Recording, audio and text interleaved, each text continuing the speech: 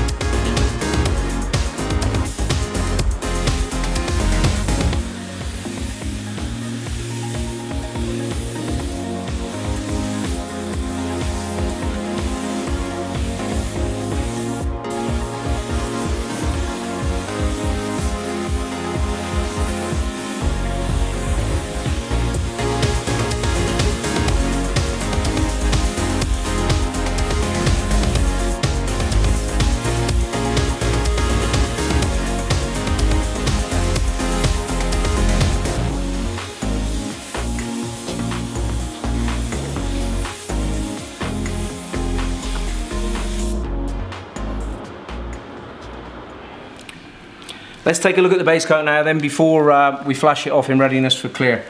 If you remember, I was talking about this area where I needed to make that nice connection between the new base coat and the blender. You'll see that everything is uniform and consistent there. Nice structure on the repair panel, everything looks good. Coming down into the second blend panel, you'll recall I came out here again. I don't see any issues with mottling, clouding, no sign of any halo, so I'm quite happy with that. I'm going to flash it off now, ready for clear coat. Here's the base coat then, just after flash. Let's take a quick look at a couple of things before I apply the clear. You remember in the wet condition I was showing you this area where I spoke about this connection between the base coat and the blender to make sure that everything was uniform and consistent. Well, if you take a look, you can see everything is super smooth, no problems at all, no coarseness, no openness. Gonna have a really good surface there for the clear. Let's take a look at the door itself where the repair was. Very uniform base coat appearance. Everything looks fine there. Coming to the final blend panel, blending area here. Again, the use of the blender really helping me to get this uniformity and consistency, over which I know when I apply the clear coat I'm going to have no wetting problems, no dieback, and I'll get really good gloss from the gun. That's the bake cycle complete. Time to remove the masking, refit the door handles, take the car outside for a final look.